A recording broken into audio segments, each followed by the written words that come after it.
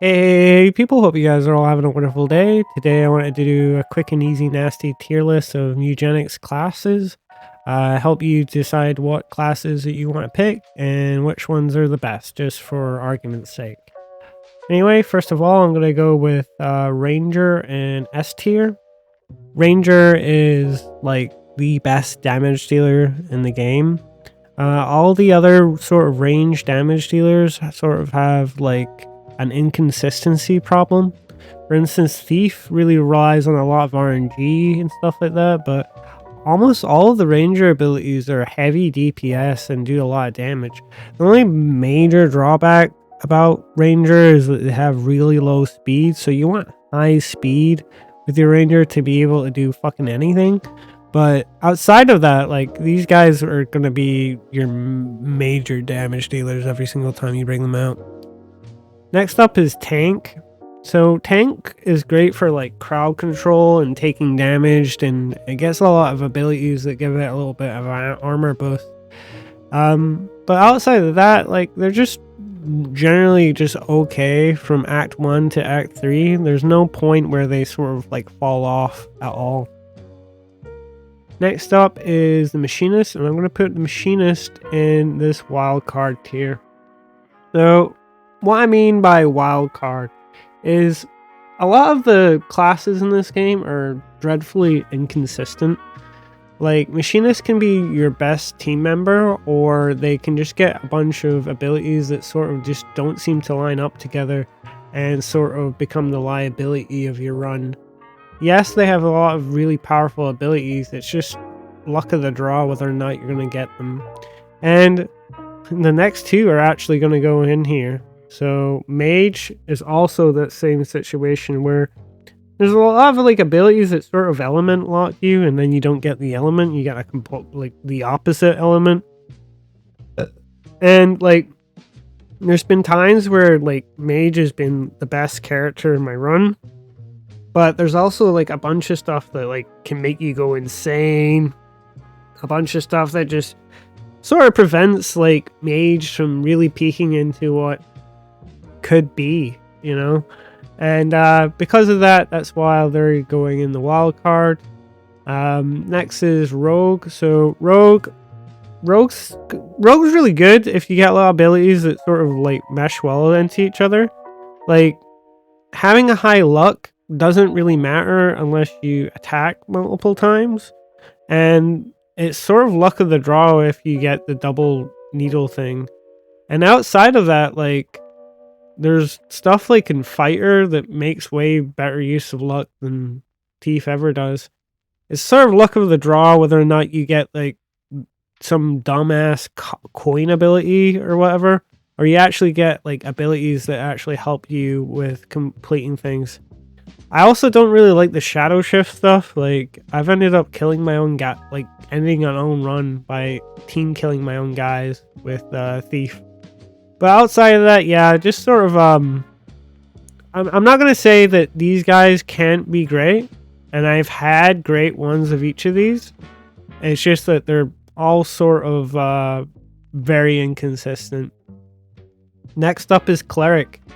So Cleric is your beginner healer. Like, this is the first healing class that you get, and if Cleric was like at the start of the game, it'd be S. You want a Cleric in every party because you don't have enough armor and DPS to get through like the fucking alleyways. But outside of that, like, once you get to like further in, you get a lot of good armor, you get a lot of good abilities, and you got a lot of good different classes and stuff like that. Cleric really falls off, and that's mainly sort of due to Butcher. But besides that, their abilities are all okay. Being able to heal AoE, being able to heal in general is okay, but sort of like middling stats that don't really like blend into each other. Not a lot of damage, and yeah, it's just, this game becomes more and more about DPS as time goes on.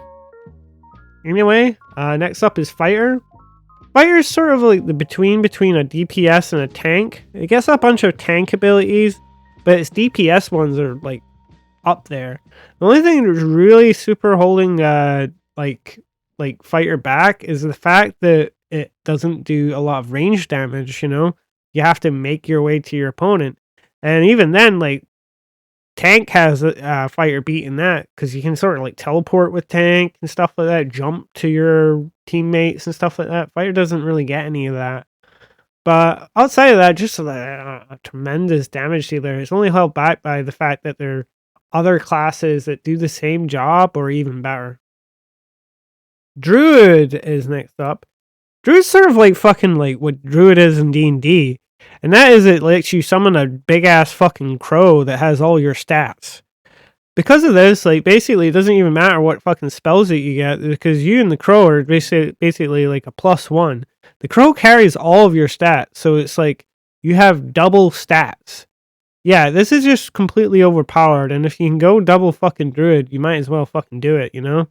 But I know a lot of people struggle with Druid. Like, it's because they're focusing on the spells and not actually, like, just, like, using their fucking Raven as good as possible. Next up is Monk. Monk's up here because it's basically the best melee DPS. It's like just better than Fighter, just by a smidge. Just by a smidge. A lot of Fighter's abilities rely on weapons, and it is sort of RNG whether or not you're going to get the abilities that you want.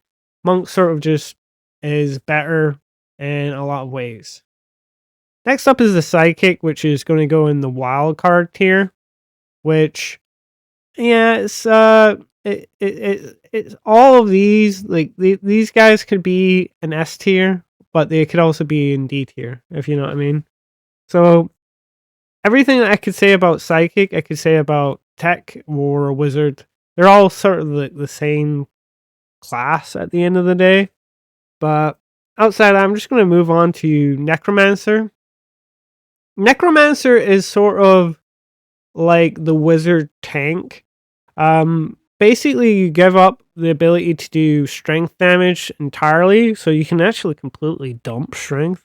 And actually, by taking the class, you dump strength, and you get the weakest normal attack in the game. The only thing is it does increasingly more damage every single time you attack the same enemy, and you regain HP every single time you attack an enemy.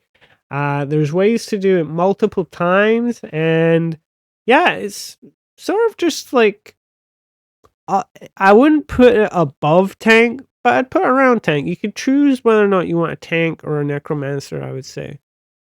Now is the Butcher. Butcher's like between, I mean, I'm going to put Butcher in S tier. Butcher just sort of is the best healing class in the game and the late game, because basically the game becomes more and more about DPS, and basically like every single mob that Butcher kills drops HP restoring items. And by the time that you're in like the late game and you've got all like your weapons and abilities and your speed boosting items, you're going to be picking up every single one of those meat piles.